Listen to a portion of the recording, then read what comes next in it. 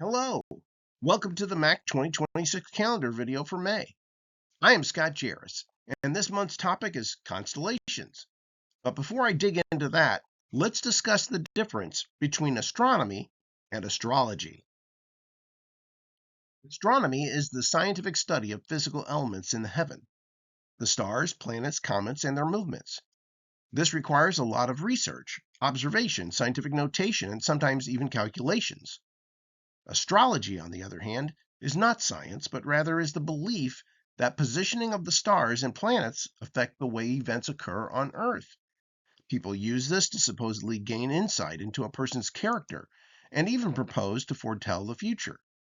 But no one knows the future except for God.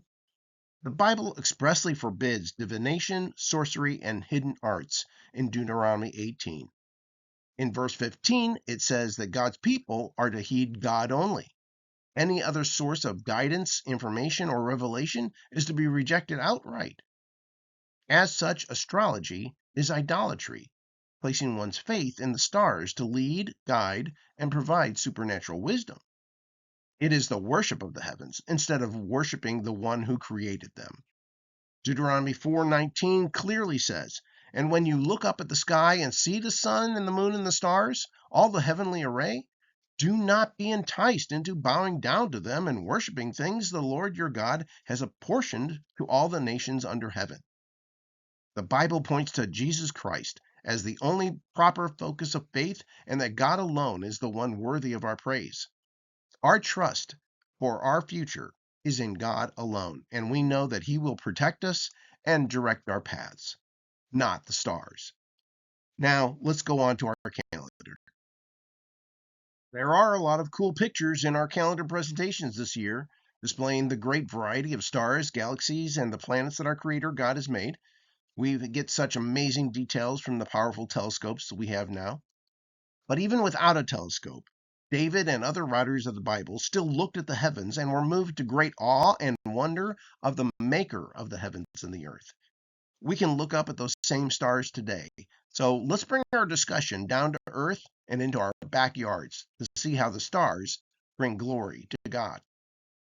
The Bible tells us in Genesis 1:14 through 16, that on day 4 of creation, God said, "Let there be lights in the expanse of the heavens to separate the day from the night, and they shall serve as signs and for seasons and for days and years. And they shall serve as lights in the expanse of the heavens to give light on the earth." And it was so. God made the two great lights, the greater light to govern the day, and the lesser light to govern the night. He made the stars also. Here, God tells us three main purposes for the stars. First, to separate the day from the night.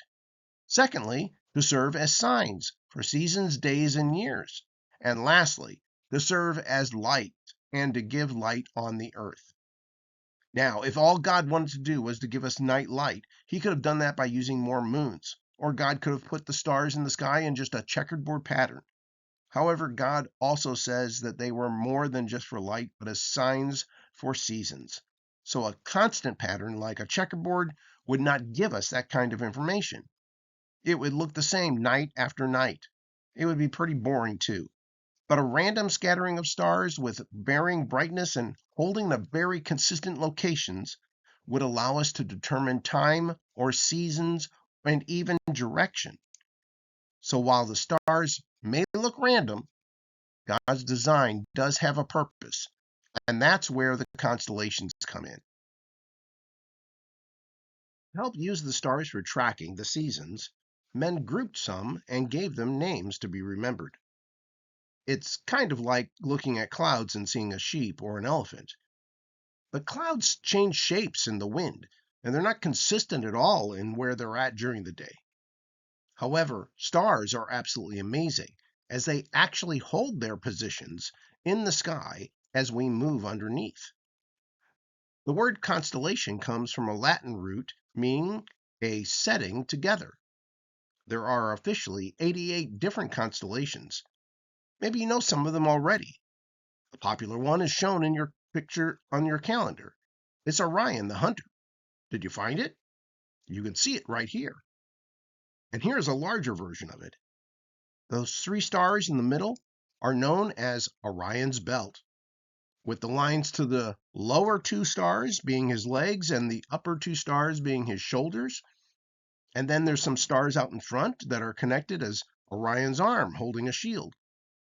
Other stars are for his raised arm and the base of his neck. Once you find his belt, the other major stars can be easily seen. A blue-white star named Regal is the brightest in Orion, and the upper left star is Betelgeuse, a red giant which is 10 to 20 times larger than our sun. And then down underneath his belt is actually the Orion Nebula. A nebula is a luminescent region of ionized molecular hydrogen and cosmic dust. This is the brightest nebula in the sky, visible to the naked eye, and also easy to find right under Orion's belt. One critical tool for observing constellations is a star chart like this one I have from Rod and Staff Publishers. It is like a map of the heavens. Many are circular like this, showing only the stars of the northern hemisphere. But the actual stars you see in an evening sky depends upon the day and time you are viewing. So the chart will have the months and days of the year around the border, like this shown for May. And then there's a frame portion of the chart too, that can align the time of day with the month, like this, to ultimately show what portion of the sky is visible. This is aligning 8 o'clock in the evening with May 1st. So this would be the view of the sky for 8 p.m. on May 1st. I thought the chart was strange at first because there are no years shown on it. Then I realized that meant the sky looks exactly the same on that date and time every year. That's amazing. So I saw how the stars are indeed signs for the days, months, and years and seasons, like it says in Genesis. I notice as well that the frame has no specific location, just your latitude on the Earth. This frame is for 40 degrees latitude, so whether you are in St. Louis, Missouri, or Athens, Greece, or Tokyo, Japan, the sky looks the same at that day and time every year. I found that to be very comforting when I traveled to China one time, and I recognized these are the same stars that I see in the sky at home, and realizing that my family would share this view with me just 12 hours later. So, like the faithful rising of the sun daily, the stars also declare God's faithfulness throughout the year. So we praise God for being such a God of order. This chart is not so easy to see here, so let me do this. So this is from an astronomy website, stellarium.com. It'll show you the night sky view in real time for your location. Or you can even adjust the date and time in the lower right-hand corner to look back or ahead at what the sky will look like then. The website also shows you the names of the brightest stars and the position of the moon and the planets if they are out. You know, those are the main things you'll notice not on your standard star chart is the planets. It's because they are in motion much closer to us and the positions move around on the chart. The Stellarium website also has many helpful features for learning. If you click on an object like this one in the bottom left-hand corner, the site displays the object's name and information about it. This is the star Spica. It also sometimes has satellites on the International Space Station shown also. So if you click on the icon at the bottom of the screen, it'll display the connecting lines and the names of the constellations. And if you click on the icon just to the right of it, it'll display additional artistic graphics for those constellations. You can zoom in on an area of the sky or use your mouse to spin the view to look from a different direction. And you can also load up the app on your phone.